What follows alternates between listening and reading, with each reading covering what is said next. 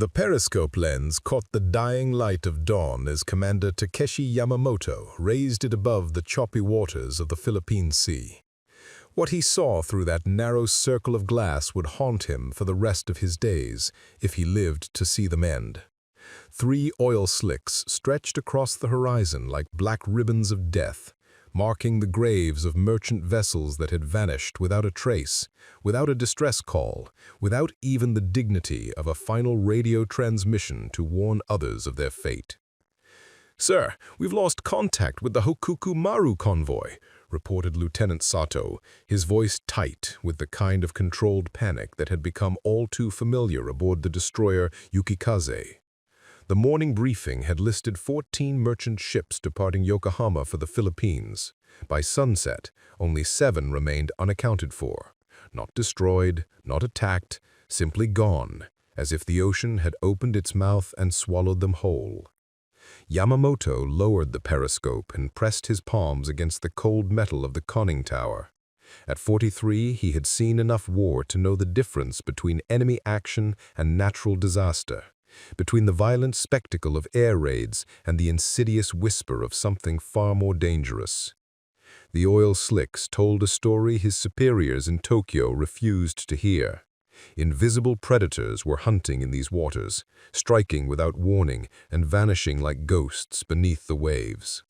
The brass compass on his navigation table, a gift from his father, Admiral Yamamoto, who had served in the Russo-Japanese War, trembled with each vibration of the ship's engines. That compass had guided 3 generations of naval officers, its needle always finding true north, always pointing toward honor and duty. But now, as Takeshi stared at its weathered face, he wondered if honor meant anything when facing an enemy that refused to fight by the rules of gentlemanly warfare.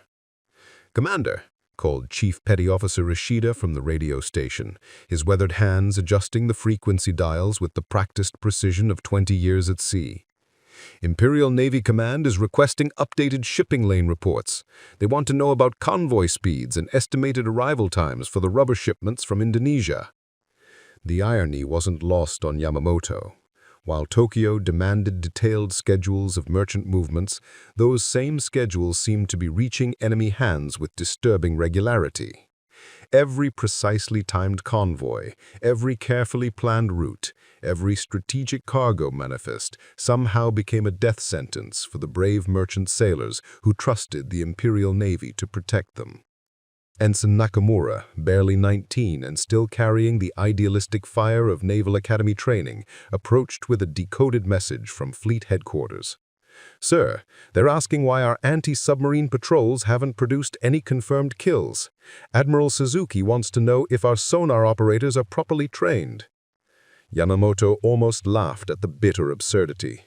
How could you kill what you couldn't see, couldn't hear, couldn't predict? The American submarines, for he was certain now that's what they were facing, moved through these waters like living shadows, striking with surgical precision and vanishing like ghosts beneath the waves.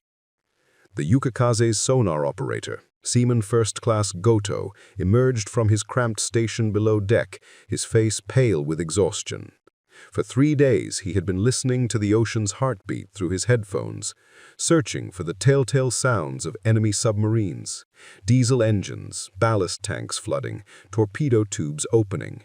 Instead, he heard only the normal symphony of the sea, whale songs, thermal layers shifting, his own ship's screws churning the water into foam. "Commander," Goto reported, removing his headphones with trembling hands, "I'm picking up mechanical sounds approximately 15 kilometers northeast of our position, but it's unlike anything in our recognition manual. The engine signature doesn't match any known submarine class, and the sound comes and goes like they're running silent most of the time." This was the puzzle that kept Yamamoto awake during the long watches of the night. Intelligence reports from surviving merchant sailors described attacks that defied explanation, torpedoes that struck with perfect accuracy from impossible distances, submarines that seemed to know exactly which ships carried the most valuable cargo, enemy commanders who showed an almost supernatural understanding of Japanese naval procedures and merchant marine protocols. Dr. Matsui, the convoy's intelligence officer and a former university professor specializing in American naval doctrine, joined them on the bridge as the morning sun climbed higher into the cloud-streaked sky. His thick glasses reflected the light as he studied a collection of reports and photographs that painted an increasingly disturbing picture of coordinated submarine warfare on a scale no one had imagined possible. "Gentlemen," Dr. Matsui began, spreading his documents across the chart table like pieces of a deadly puzzle. "I've been analyzing the pattern of merchant losses over the past 6 months. The numbers are unprecedented. We're losing ships at a rate that suggests the Americans have deployed far more submarines in these waters than our intelligence estimates indicated." The documents told a story that none of them wanted to believe. Merchant vessels carrying rubber from Indonesia, oil from Borneo, rice from Thailand, and strategic metals from the Philippines were disappearing with clockwork regularity.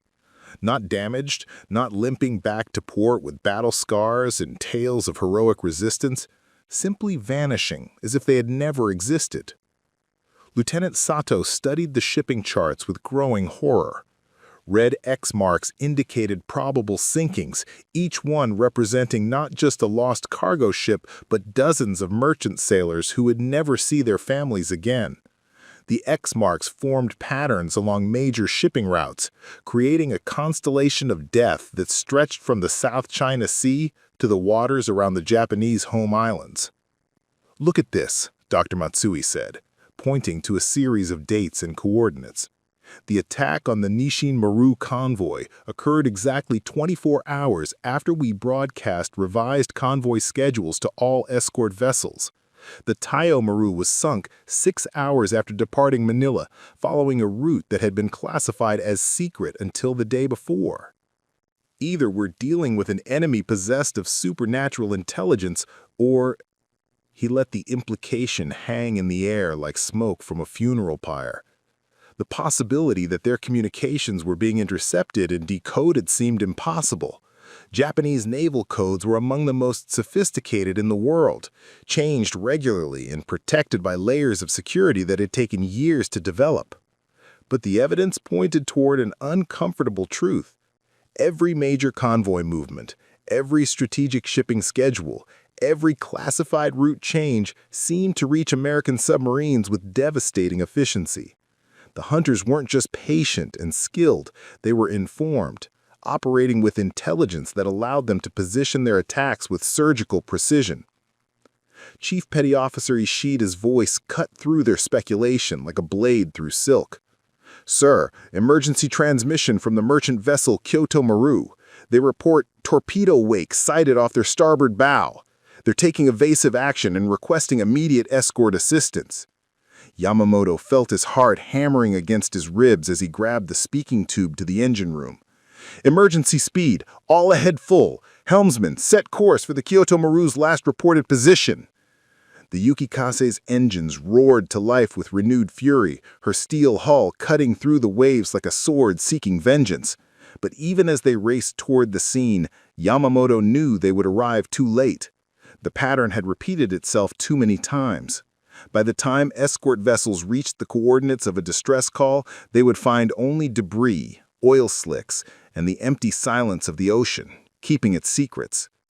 As the destroyer's bow crashed through the waves, sending spray across the forward deck where sailors scrambled to man the anti-submarine weapons, Yamamoto found himself wondering about the enemy commanders who hunted in these waters. What kind of men could strike with such precision and vanish without a trace?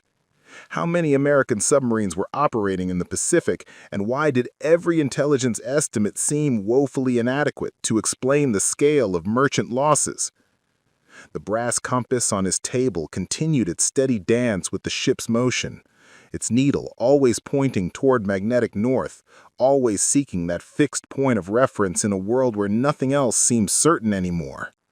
But as the Yukikaze raced toward another probable disaster, Yamamoto began to suspect that the true north of this war lay not in the direction of enemy positions or strategic objectives, but in a question no one in the Imperial Navy seemed willing to ask. exactly how much of Japan's merchant fleet had already been destroyed by submarines they never saw coming. Commander Yamamoto's daily ritual began before dawn in the cramped quarters he shared with the ship's executive officer. While Lieutenant Sato slept fitfully on the narrow bunk above him, Yamamoto would light a small oil lamp and spread his personal charts across the tiny fold-down desk that served as both navigation station and confessional for his growing doubts about the war at sea. These weren't official Navy charts. Those showed optimistic projections of shipping lanes, safe corridors, and enemy positions based on intelligence reports that seemed increasingly divorced from reality. Yamamoto's private maps told a different story, marked with his own symbols and notations, gathered from radio intercepts, survivor testimonies, and the terrible arithmetic of ships that left port but never reached their destinations. Each morning, he would add new information to his grim ledger. The Osaka Maru carrying aviation fuel from the Dutch East Indies, 3 days overdue and presumed lost. The Hiroshima Express, loaded with iron ore from the Philippines, reported a distant explosion on the horizon before falling silent forever. The Nagoya transport, evacuating wounded soldiers from New Guinea, simply vanished between one radio check and the next, as if it had sailed off the edge of the world. His father's compass sat at the center of this maritime morgue, its brass surface reflecting the lamp's flickering light. Admiral Yamamoto had carried that compass through the victory at Tsushima Strait, where the Imperial Navy had demonstrated Japanese naval supremacy by destroying the Russian Baltic Fleet in a single decisive battle. Those were the days when naval warfare followed rules both sides understood. Fleets met in daylight, guns blazed at visible targets, and victory belonged to the side with superior seamanship and tactics. But this new kind of warfare mocked such traditions. The enemy struck from beneath the waves, invisible and patient, following merchant vessels for days or weeks before choosing the perfect moment to attack. They showed an almost intimate knowledge of Japanese shipping schedules, cargo manifests, and escort protocols that suggested either supernatural intelligence or a network of spies operating at the highest levels of the merchant marine. Yamamoto's breakfast consisted of rice, dried fish, and bitter tea that had been recycled too many times through the ship's water system. As he ate, he studied a collection of photographs taken by reconnaissance aircraft, aerial views of oil slicks and debris fields that marked the graves of merchant vessels. The photos revealed a disturbing pattern. Attacks were increasing in frequency and effectiveness, while escort vessels like the Yukikaze seemed perpetually one step behind an enemy that moved like smoke through the water. The ship's medical officer, Dr. Tanaka, joined him for the morning meal, carrying a leather satchel filled with medical reports that painted their own portrait of the invisible war. Survivors pulled from life rafts described attacks that defied conventional submarine warfare, torpedoes that struck without the warning of periscope sightings, explosions that seemed to come from impossible distances, enemy submarines that somehow knew exactly which ships in a convoy carried the most critical cargo.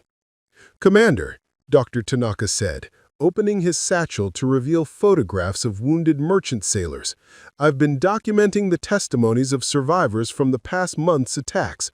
The stories they tell, they don't match what we know about enemy submarine capabilities." The medical photographs showed men burned by fires that had consumed entire cargo holds in minutes, sailors who had survived hours in the water watching their ships disappear beneath waves that showed no sign of the submarines that had killed them. But more disturbing were the psychological symptoms Dr. Tanaka had begun documenting. Merchant officers who refused to discuss the attacks, crew members who described feeling watched for days before the torpedoes struck, survivors who swore they had heard American voices speaking Japanese during nighttime surface attacks. Yamamoto studied a photograph of Captain Hayashi, master of the merchant vessel Kobe Princess, who had been pulled from the water after 36 hours clinging to a piece of his ship's bridge. The man's eyes held a particular kind of terror that Yamamoto had seen in soldiers who had faced overwhelming enemy forces. Not just fear of death, but the deeper horror of facing something beyond their understanding or ability to resist. He keeps asking about the other ships in his convoy, Dr. Tanaka explained, pointing to notes scrawled in the margin of the medical report. Says he saw at least 3 torpedo strikes on other vessels, but when I checked the official records, those ships are listed as delayed or diverted to alternate routes. He's convinced that the Navy isn't reporting the true scale of the losses. This was the contradiction that haunted Yamamoto's days and nights. Official reports from Tokyo painted a picture of merchant shipping under pressure but still functioning, with losses attributed to accidents, mechanical failures, and scattered enemy action by a limited number of submarines. But the evidence accumulating in his private charts suggested something far more catastrophic, a coordinated campaign of submarine warfare that was systematically destroying Japan's ability to transport the raw materials essential for continuing the war. The morning briefing took place in the Yukikaze's tiny wardroom, where the ship's officers gathered around a table barely large enough to hold their charts and coffee cups. Lieutenant Sato presented the overnight radio traffic with the mechanical precision of a man who had learned not to think too deeply about the implications of what he was reporting. 3 more merchant vessels failed to report their positions during the night, Sato announced, his voice carefully neutral. The Sendai Maru, carrying refined petroleum from Balikpapan, is now 18 hours overdue. The Kumamoto transport, loaded with bauxite from the Philippines, missed her scheduled radio check at 400 hours. And the hospital ship Takasago, evacuating wounded from Rabaul, has not responded to repeated attempts at contact. Ensign Nakamura raised his hand like a student in a classroom, his youthful face still carrying the assumption that military problems had military solutions. "Sir, shouldn't we request additional escort vessels? If the Americans are deploying more submarines in our shipping lanes, we need more destroyers to protect the merchant convoys." The question revealed the fundamental misunderstanding that plagued the entire Imperial Navy's response to the submarine threat. Traditional convoy escort assumed that submarine attacks could be detected, engaged, and driven off by surface vessels equipped with depth charges and sonar. But how could you escort merchant ships against an enemy that struck without warning and vanished without a trace? Dr. Matsui, who had been quietly reviewing intelligence reports throughout the briefing, looked up from his documents with the expression of a man who had discovered something he wished he could forget. "Gentlemen, I've been comparing our merchant shipping schedules with American radio intercepts analyzed by our code-breaking section. There appears to be a correlation between our convoy departure times and increased submarine activity along the designated routes." The implications of Dr. Matsui's discovery settled over the wardroom like fog rolling in from the sea. If American submarines were receiving information about convoy schedules and routes, it meant that Japanese codes were being broken on a scale no one had imagined possible, or that intelligence was reaching the enemy through channels that bypassed cryptographic security entirely. Yamamoto found himself remembering conversations with his father about the nature of naval warfare and the importance of understanding your enemy's capabilities and intentions. Admiral Yamamoto had fought against the Russians, who were brave but predictable opponents, following European naval doctrine that Japanese officers had studied extensively. But these American submarine commanders seemed to operate according to principles that no one in the Imperial Navy fully understood. Chief Petty Officer Ishida entered the wardroom carrying the morning's decoded messages from Fleet Headquarters, his weathered face showing the strain of too many nights listening to radio traffic that brought only bad news. The messages painted a surreal picture of bureaucratic optimism in the face of mounting evidence that something was terribly wrong with Japan's assessment of the submarine threat. "Sir," Ishida reported, handing Yamamoto a sheaf of radio messages, Admiral Suzuki's staff is requesting updated estimates of enemy submarine numbers in our operational area. They want to know how many American submarines we believe are operating between the Philippines and the home islands. Yamamoto almost laughed at the absurdity of the request. How could he estimate the number of submarines he had never seen, never detected on sonar, never engaged in combat? The American submarine force seemed to possess an almost supernatural ability to strike at will and vanish without leaving any evidence of their presence, except the oil slicks and debris fields that marked their victims. The afternoon brought another emergency radio call, this time from a convoy of 6 merchant vessels carrying strategic materials from Southeast Asia to Japanese ports. The convoy commander reported sighting torpedo wakes on the horizon and requested immediate assistance from any available escort vessels. By the time the Yukikaze reached the coordinates provided in the distress call, they found only empty ocean and a few pieces of floating debris that might have come from anywhere. As the sun set over waters that concealed unknown numbers of enemy submarines, Yamamoto stood on the bridge watching his sonar operators scan the depths for threats they might never detect in time to prevent. The brass compass continued its faithful service, pointing always toward magnetic north, but he wondered if anyone in Tokyo was asking the right questions about why so many ships were disappearing without a trace. That night, alone in his quarters with his private charts and his father's compass, Yamamoto calculated the arithmetic of destruction based on his own observations rather than official reports. If his estimates were correct, Japan was losing merchant vessels at a rate that would make it impossible to supply the home islands with essential raw materials within a matter of months. But those calculations seemed so catastrophic that he wondered if his own judgment had been clouded by too many days searching empty waters for signs of an enemy that remained forever invisible. The question that haunted his dreams was simple and terrible. Exactly how many American submarines were hunting in the Pacific?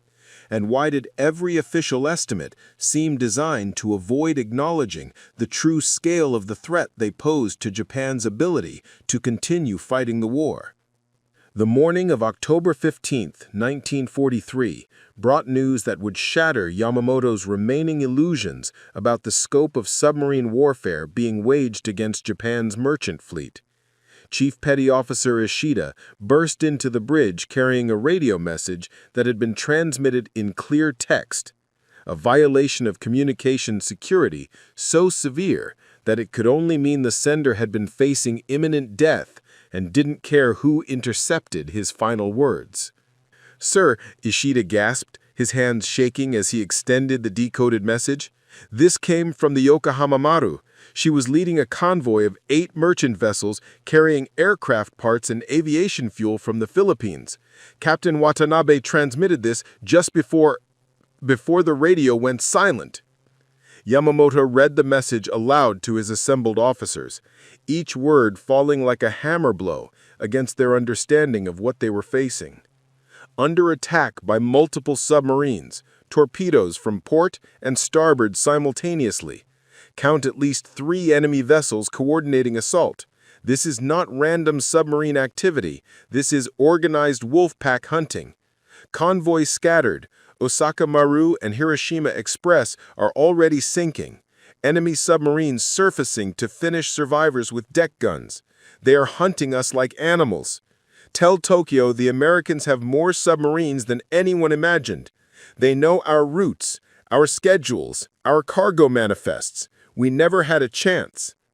The radio had fallen silent after those words, leaving behind only the empty hiss of static and the terrible implications of what Captain Watanabe had witnessed in his final moments. Multiple submarines coordinating attacks, surface gun actions against survivors, and most disturbing of all, the suggestion that American submarines possessed detailed intelligence about Japanese merchant shipping operations. Lieutenant Sato studied the convoy's planned route on their operational charts, his finger tracing the path from Manila to Yokohama that had been classified as a secure shipping lane protected by regular anti-submarine patrols. "Sir, this route was selected specifically because our intelligence indicated minimal enemy submarine activity in these waters. How could multiple American submarines position themselves for a coordinated attack unless they knew exactly when and where the convoy would be traveling?" Dr. Matsui, who had been maintaining his own analysis of submarine attack patterns, spread a collection of photographs and reports across the chart table like a prosecutor presenting evidence of a massive crime. The documents painted a picture of systematic submarine warfare that defied every assumption about American naval capabilities in the Pacific. "Gentlemen," Dr. Matsui began, adjusting his glasses as he pointed to a series of red marks on a regional map. "I've been tracking submarine attacks over the past 4 months, and the pattern suggests we're facing a submarine force far larger and more sophisticated than our intelligence estimates have indicated. Look at these coordinates: simultaneous attacks on merchant convoys separated by hundreds of miles, precision strikes on high-value targets carrying strategic materials, and torpedo accuracy rates that suggest extensive training and superior equipment." The evidence was undeniable and terrifying. American submarines were operating in Japanese waters with apparent impunity, striking at merchant shipping with a coordination and effectiveness that spoke of extensive planning and unlimited operational freedom. More disturbing still, they seemed to possess intelligence about Japanese merchant operations that allowed them to position attacks for maximum strategic impact. Ensign Nakamura studied a photograph of debris recovered from the Nagoya Express, a merchant vessel that had disappeared while carrying rubber and tin from Southeast Asia. The photograph showed pieces of the ship's bridge with holes that could only have been made by shellfire from submarines that had surfaced to finish their victims with deck guns, a violation of international law that suggested American submarine commanders were operating under orders to show no mercy to merchant vessels. "Sir," Nakamura asked, his voice tight with controlled anger, "why are we only learning about these coordinated attacks now? Shouldn't Fleet Headquarters have warned us that the Americans were deploying wolf packs in our shipping lanes?" The question exposed the fundamental breakdown in intelligence and communication that was allowing American submarines to operate with such devastating effectiveness. Official reports from Tokyo continued to describe submarine attacks as isolated incidents carried out by a limited number of enemy vessels, while the evidence accumulating aboard the Yukikaze suggested a campaign of submarine warfare on a scale no one in the Imperial Navy seemed willing to acknowledge. Chief Petty Officer Ishida returned to the bridge carrying another stack of radio intercepts, his weathered face showing the strain of processing communications that brought only bad news. The intercepts painted a picture of chaos and confusion among merchant vessel commanders who found themselves facing submarine attacks that defied their training and experience. "Commander," Ishida reported, spreading the radio transcripts across the chart table, "we're receiving distress calls from merchant vessels all across the Western Pacific. The Kobe Princess reported torpedo attacks by submarines that seemed to know exactly which ship in the convoy carried the most valuable cargo. The Osaka transport was sunk by torpedoes fired from impossible distances with perfect accuracy, and the hospital ship Sendai was attacked despite being clearly marked with red crosses and following international protocols for medical vessels." Each report added another piece to the puzzle of American submarine operations that seemed to operate according to principles no one in the Imperial Navy fully understood. Dr. Tanaka, the ship's medical officer, joined them on the bridge, carrying a collection of testimonies from merchant sailors who had survived submarine attacks. The testimonies painted a disturbing picture of American submarine commanders who seemed to know exactly which ships to target for maximum strategic impact against Japan's war effort. "Commander," Dr. Tanaka said, opening his medical bag to reveal tape recordings of survivor interviews, I've been documenting the experiences of merchant sailors rescued from submarine attacks, and their stories suggest the Americans are operating with intelligence that goes far beyond what should be possible through normal reconnaissance. He activated a small tape recorder, and the voice of Captain Suzuki, former master of the merchant vessel Tokyo Express, filled the bridge with words that chilled everyone who heard them.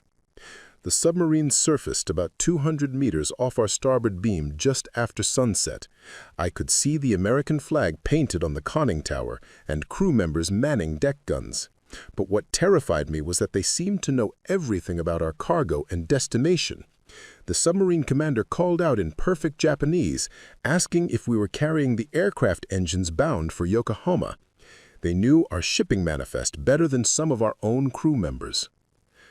The recording continued with Captain Suzuki's description of how the American submarine had systematically sunk every merchant vessel in the convoy, targeting first those ships carrying the most strategically important cargo. The precision and intelligence behind the attack suggested coordination with sources of information that extended far beyond what submarine reconnaissance could provide. Lieutenant Sato studied the operational charts with growing alarm, marking the locations of reported submarine attacks with red pins that created a constellation of destruction stretching across the Western Pacific. The pattern revealed that American submarines were operating in Japanese waters with an understanding of merchant shipping operations that bordered on the supernatural. "Sir," Sato reported, his voice carefully controlled despite the implications of what he was saying. "If these attack reports are accurate, we're facing submarine operations coordinated by intelligence sources that have access to our most classified shipping information. Either American cryptographers have broken our naval codes on a scale we never imagined possible, or—" He left the alternative unspoken, but everyone on the bridge understood the implications.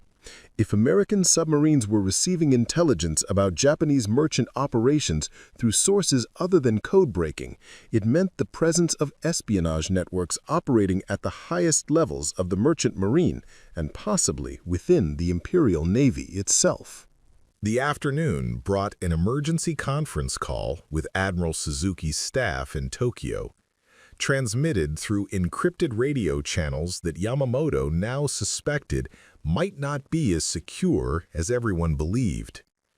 The conference revealed a disturbing disconnect between the optimistic assessments being generated by naval intelligence and the catastrophic reality of merchant shipping losses being reported by vessels in the field. "Commander Yamamoto," came Admiral Suzuki's voice through the radio static, "we need accurate assessments of enemy submarine activity in your operational area. Our shipping schedules require reliable estimates of safe passage times for merchant convoys carrying essential materials to the home islands." Yamamoto found himself in the impossible position of reporting information that contradicted official intelligence estimates, while knowing that his superiors seemed unwilling or unable to acknowledge the true scale of the submarine threat. How could he explain that American submarines were operating with intelligence and coordination that made safe shipping schedules impossible to guarantee? "Admiral," Yamamoto replied carefully, "our observations suggest that enemy submarine activity in these waters is far more extensive and sophisticated than current intelligence estimates indicate. We're seeing coordinated attacks by multiple submarines, precision targeting of high-value merchant vessels, and operational patterns that suggest extensive intelligence support."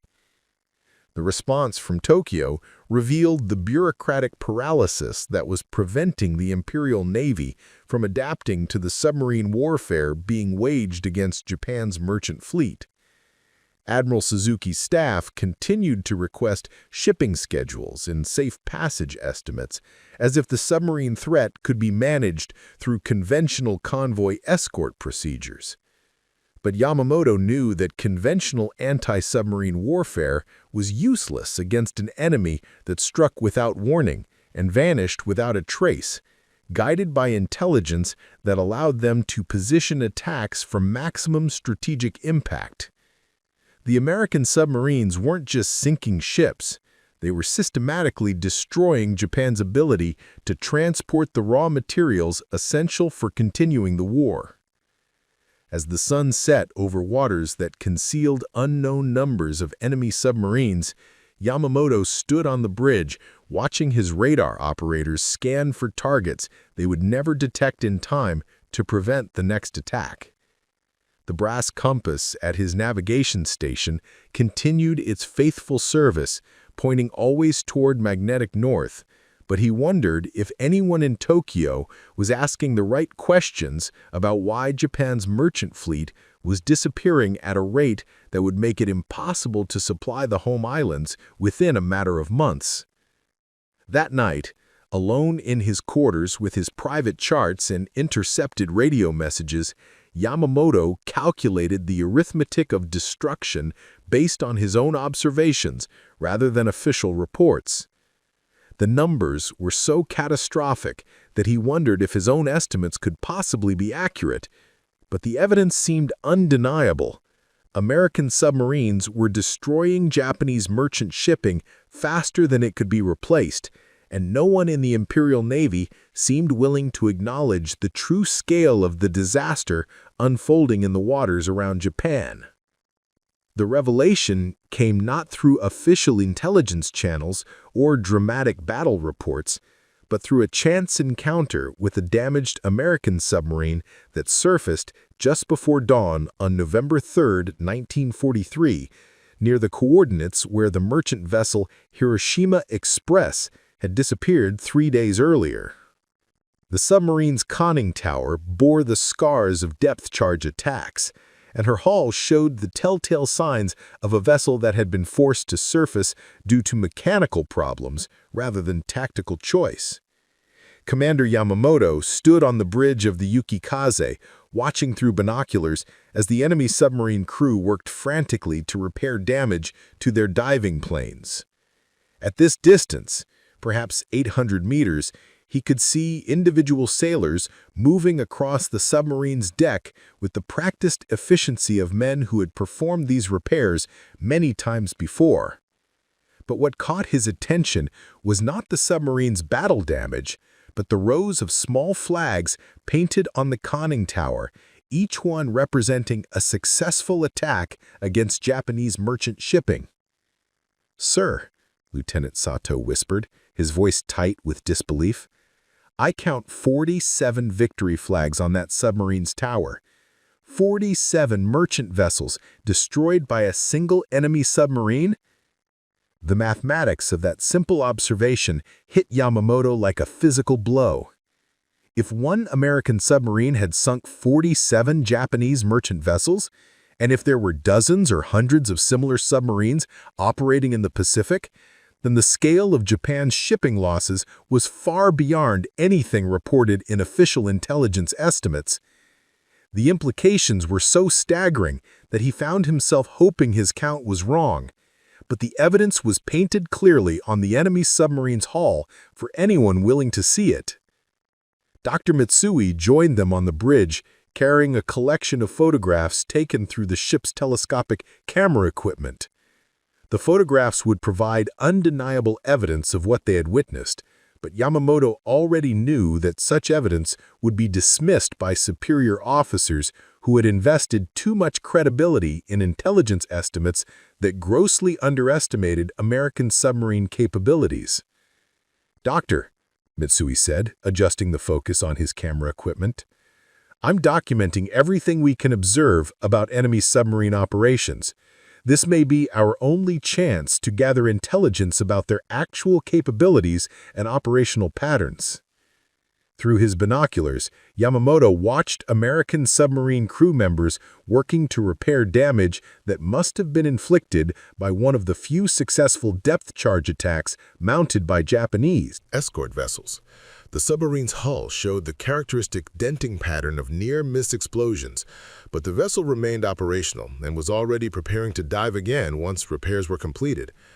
But the most disturbing observation was the casual efficiency with which the American submarine crew performed their repairs. These were not desperate sailors improvising emergency procedures. They were experienced professionals who had obviously survived many similar encounters with Japanese anti-submarine forces. The submarine's survival indicated that American submarine commanders had developed tactics and equipment that allowed them to operate in Japanese waters with relative impunity. Chief Petty Officer Ishida approached with a radio intercept that had been transmitted on American naval frequencies, apparently confident that Japanese forces lacked the capability to decode their communications in real time. The intercept provided a glimpse into American submarine operations that revealed the true scope of the campaign being waged against Japanese merchant shipping. "Sir," Ishida reported, handing Yamamoto the decoded intercept, "our radio intelligence section managed to decode this American submarine communication transmitted just after dawn. The content is disturbing." Yamamoto read the intercept aloud to his assembled officers, each word confirming his worst fears about the scale of American submarine operations. USS Wahoo to Com Subpack. Patrol number 7 completed successfully. Sank 4 Maru totaling 18,000 tons during 2-week patrol. Enemy convoy schedules continue to provide excellent targeting intelligence. Recommend extending patrol duration to maximize opportunities. Enemy anti-submarine forces ineffective against current tactics. Request permission to expand operations to include home island approaches. The casual tone of the American communication was almost as disturbing as its content. The submarine commander was reporting the destruction of 4 Japanese merchant vessels with the same routine efficiency that might be used to describe a training exercise. But more alarming was the reference to enemy convoy schedules that suggested American submarines were receiving detailed intelligence about Japanese shipping operations. Lieutenant Sato studied the intercept with growing horror, his finger tracing the words that confirmed their worst suspicions about the source of American submarine intelligence. "Sir, this suggests that American submarines have access to our convoy schedules and shipping manifests. Either our communication security has been completely compromised, or—" The alternative explanation was too terrible to voice openly, but everyone on the bridge understood the implications. If American submarines were receiving intelligence about Japanese shipping operations through sources other than intercepted communications, it meant the presence of espionage networks that extended deep into the merchant marine and possibly the Imperial Navy itself. Ensign Nakamura, who had been maintaining careful records of all submarine encounters during their patrol, approached with a logbook that documented the systematic nature of American submarine operations. The logbook revealed patterns of attack that suggested coordination between multiple submarines operating under unified command. "Commander," Nakamura reported, opening his logbook to a page covered with careful notations and calculations, "I've been analyzing the timing and locations of submarine attacks reported by merchant vessels over the past month. The pattern reveals coordinated attacks timed to maximize strategic impact against our supply lines." As Yamamoto studied the logbook entries, the terrible truth crystallized with mathematical precision. Japan's merchant marine was being systematically destroyed by American submarines operating with near-perfect intelligence and unlimited operational freedom. The enemy knew their convoy schedules, their cargo manifests, their escort procedures, everything necessary to wage submarine warfare with devastating effectiveness. The brass compass trembled as the Yukikaze's engines vibrated through another course change, its needle still pointing toward magnetic north. But Yamamoto finally understood that true north in this war lay not in the direction of enemy positions, but in a question Tokyo refused to ask. How long could Japan continue fighting when its lifelines to essential resources were being severed one merchant vessel at a time by submarines that struck like ghosts and vanished into the vast Pacific, leaving behind only oil slicks and the terrible silence of the sea? Maya's coffee cup rattled against the saucer as she set it down. "You've read my thesis?" "I read everything. Your academic records, your employment history, letters of recommendation from professors who call you brilliant and driven. I know about your volunteer work, your grandmother's legacy, your father's accident, your mother's 3 jobs. I know you've been paying for your education one class at a time because you refuse to take on debt you can't manage. I know you sleep 4 hours a night and spend your free time teaching seniors to use computers. Maya felt exposed, like every secret she'd ever had was written on her face. You investigated me? I investigate everyone who interests me, and you've interested me for months, ever since you handled the Whitman anniversary dinner when 3 servers called in sick and you managed the entire event alone without a single complaint. But it was last night that convinced me. Victoria stood again, pacing now, energy radiating from her like heat from a forge. Do you know what Harrison's greatest weakness is? He believes power is inherited rather than earned. He thinks because he was born into wealth, he deserves respect. You, on the other hand, know that respect is earned one moment at a time, one decision at a time, one difficult conversation at a time. Mrs. Chen spoke for the first time since they'd entered the office. The plan is already in motion. We've called an emergency board meeting for tomorrow morning. Harrison will be removed as CEO, and you will be appointed as interim CEO while you complete your degree. Maya stood abruptly, the room spinning slightly. This is insane! You can't just make a fired waitress, the CEO of a Fortune 500 company? Why not? Victoria asked. Because it's not done? Because it breaks the rules? Every great fortune was built by someone who broke the rules. My father was a coal miner. I started working in a factory at 14. The men who run companies like this one want you to believe it takes special breeding, special education, special connections. It doesn't. It takes intelligence, determination, and the ability to see people as more than numbers on a spreadsheet. Harrison will fight this, Maya said. Let him, Victoria replied, her smile sharp as winter frost. He's about to learn the difference between given power and earned power. Besides, he's made too many enemies. The CFO he humiliated last week, the general counsel he screamed at for suggesting fiscal prudence, the head of HR whose concerns he's ignored for years. They're all ready for change. Maya sank back into her chair, overwhelmed. Why didn't you stop him sooner? Victoria's expression darkened. Because I hoped he would learn. Because I'm his mother, and despite everything, I loved him enough to want him to succeed on his own terms. But love without accountability is just enablement, and I've enabled him too long. A knock on the door interrupted them. Jennifer Wu entered, the same woman who'd been at Harrison's table the night before. She looked at Maya with something like relief.